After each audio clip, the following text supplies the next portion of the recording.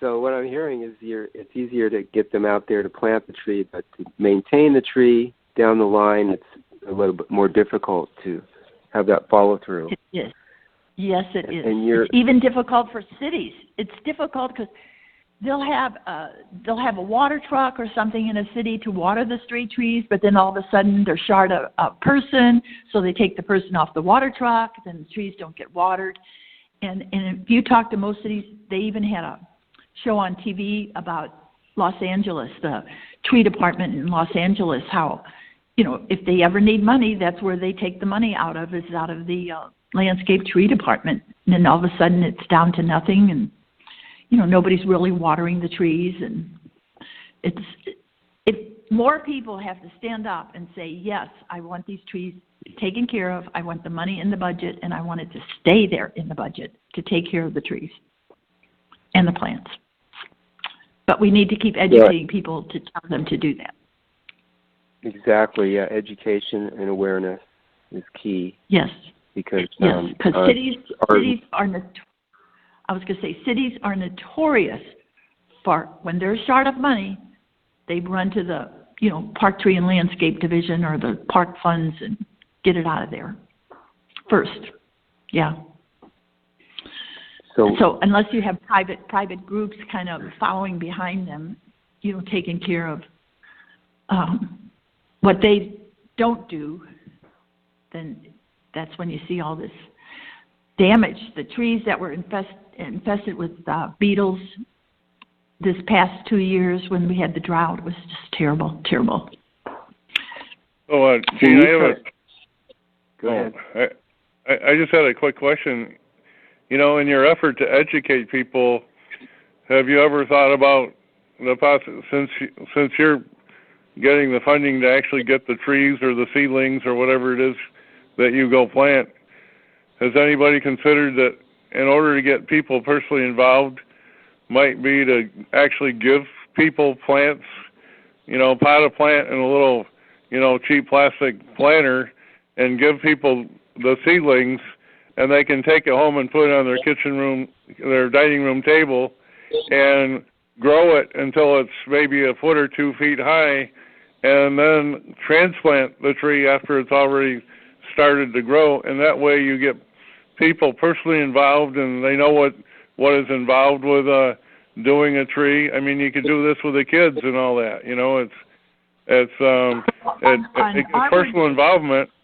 But they don't have to, and once they get the tree up high enough to transplant into one of the parks, then they probably have enough motivation, interest to actually watch it grow and take care of it after they get a transplant. Like when I was a kid, one of the big things that I was raised with was, plant trees, and then as a little kid, and then when you grow up, you can see, as you age, you can see how the tree is aging. And I planted a blue spruce on my mom's property where my brother still lives, and the thing's about 60 feet tall, and it's one of the most beautiful trees on the property. The bottom branches are about, 12 feet across, and it's just gorgeous.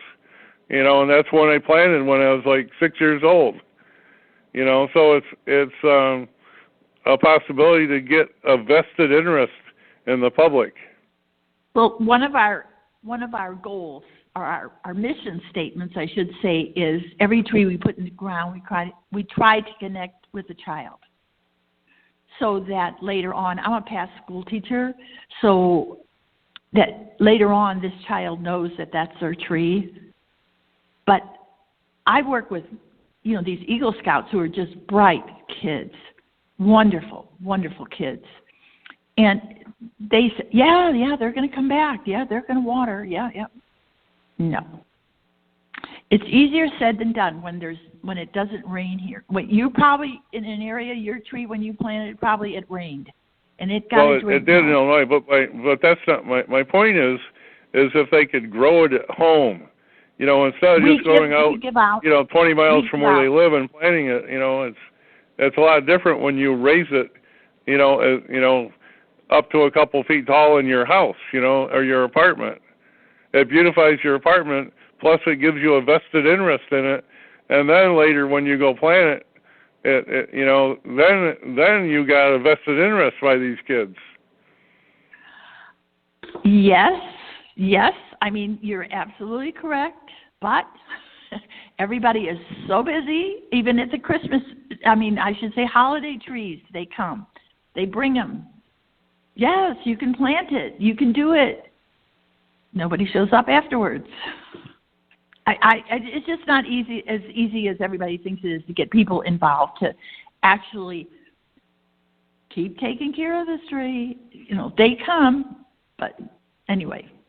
But if you just give them a tree and tell them to go plant it, that's a lot different than spending 2 years at watching the tree grow in your house or apartment and then going out and planting it later. After you've taken care of it for a couple of years, you've got, like I say, a vested interest. I mean, it becomes personal for you.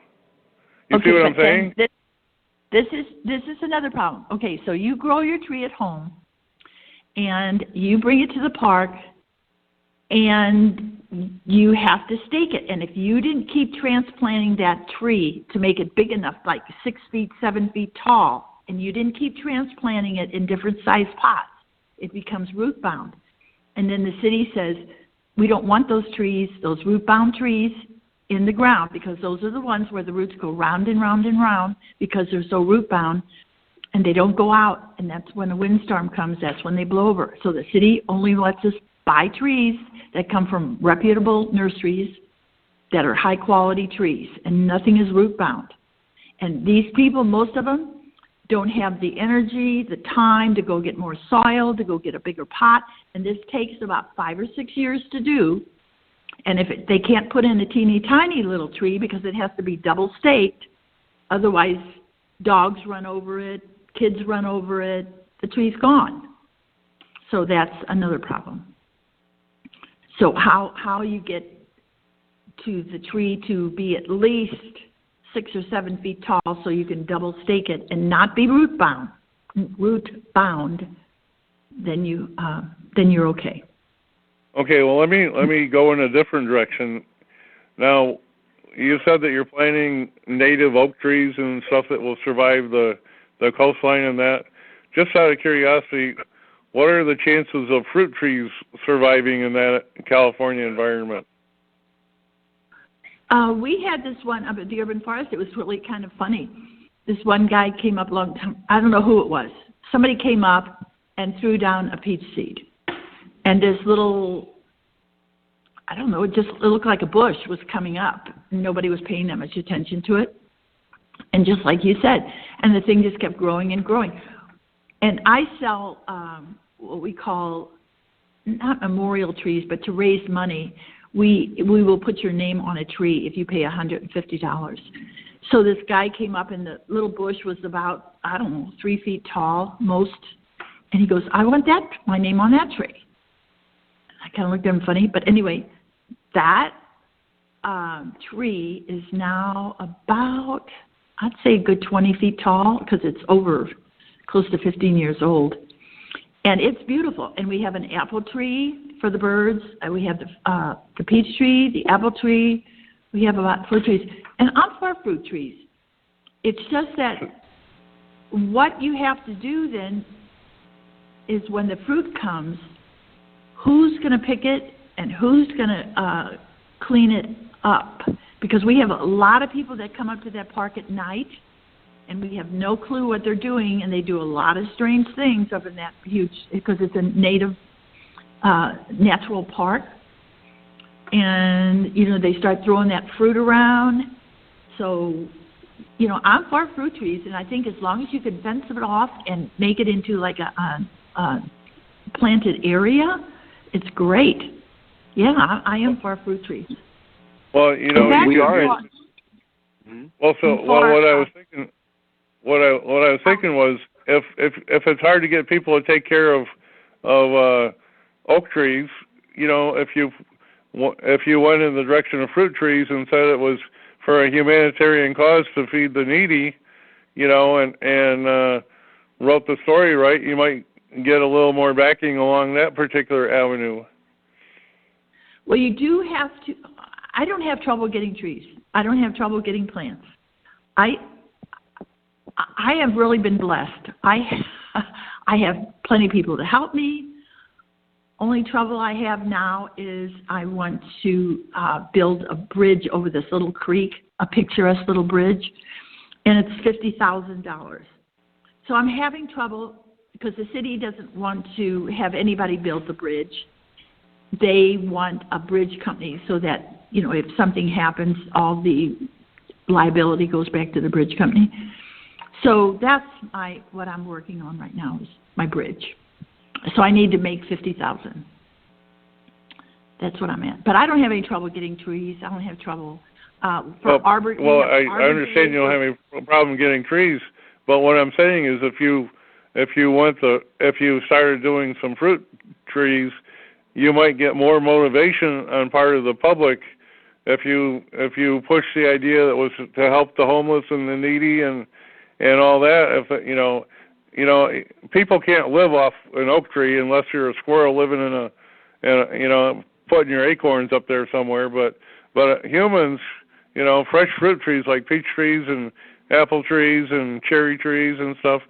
You know, I mean, I grew up in the Midwest, and they're all over the place, and they're wonderful. You know, it's wonderful to walk out in an orchard and pick all the fresh apples you can until you can't eat anymore, and then grab a handful and take them home and have Mom make some apple pie. I mean, that's a wonderful thing, you know, and I'm thinking that, you know, pushing the fruit idea might give you better results. That's all I'm saying, you know.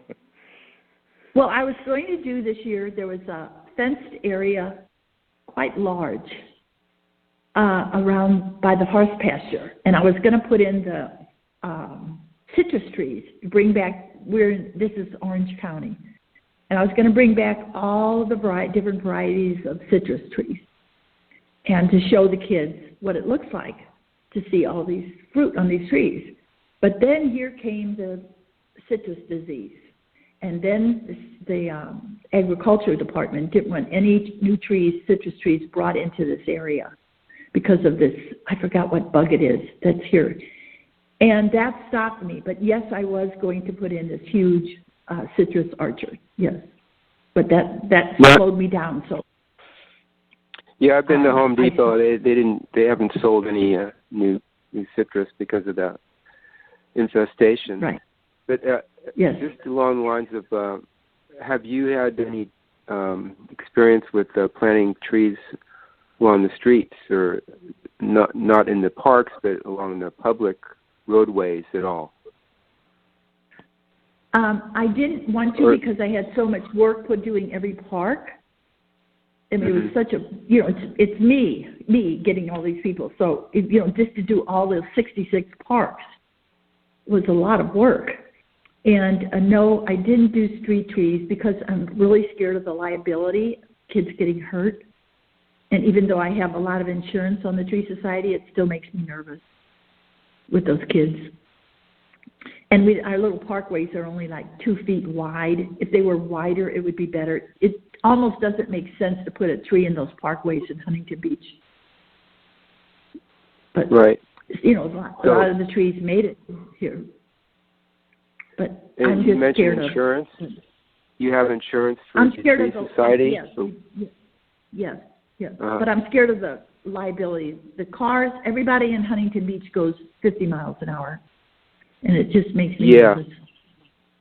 Yeah, I'm not used to that. I'm from Northern California, where we have 25-mile-an-hour zones in residential areas, and here you got 45. People go 50, everybody goes 50. And I go 50, and they're passing me. Yes. Exactly. Yes. Yeah, it's bad. Well, no, but what you've encountered with the city, has it mainly been Huntington Beach, the city council that you've been working with? Is that the main government organization that you work with? Yes. Okay. And we meet with them once a month. We're mainly working on Central Park, revitalizing the whole Central Park, which is the 350 acres. And we meet once a month, and we go over everything that, you know, we think should be addressed and re-looked at. And yeah, it's been working out good. Yeah. I think we've done a Is there great a job committee of that the city revitalizing has for you? Did what? Is it a committee that they provide? Who do you work with the city? Is it a committee? It's called the Stakeholders Meeting. We meet on the second Wednesday of the month at 4 o'clock at the City Hall. And 2 council people and all the Park, Tree, and Landscape, the 3 head guys, and the community service head people come to that meeting. So we get a lot done, yeah. No, I see that. You've done a lot with I mean, it's and been also 20, we have 25 years. We have a plant nursery, the Huntington Beach Conservancy, Wetlands Conservancy down on PCH in Newland. They had a nursery, an outdoor nursery that they used when they redid that whole wetlands area, and they hadn't been using it, so they let us use it. And so we've been growing all of our plants there, which I'm really proud of that. I can't say enough about how proud I am about our little nursery. And everybody comes and, we grow from seed, grow from cuttings. Yeah, we're doing good on the nursery. Now, how much children and youth involvement have you had? You mentioned the Boy Scouts and some of the high schoolers. How much of they helping out? Usually every Saturday, every other Saturday, there's somebody there. Last Saturday, I had about 53 kids. Yeah, helping. Wow. Yeah. These are volunteers from the high school, or? Yes. How did you round them up? Happy that they all know my phone number now. Okay. They're happy to come. Yeah, you're very accessible. Yeah. How did you round these kids up come, initially? But they just call me, and I set a date. They all come. They're happy to come. Just don't work them too hard. But I'm more interested when they come is seeing the urban forest, enjoying it, and they do a little something. Yeah. So, but I'm more interested in them that they see it, and I try to teach them that, yes, they need to do something like this when they're old, like us. When they're old, you need to do this. That's what I always tell them. And they're nice kids, nice kids. Can't say enough about them.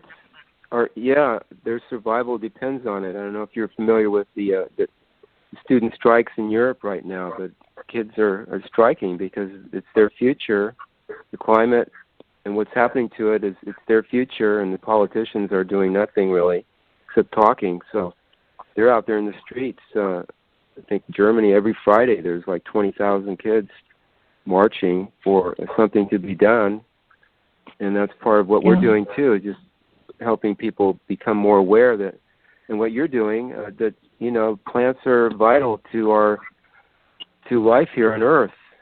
If we're getting no plants, and it's not about CO2 either.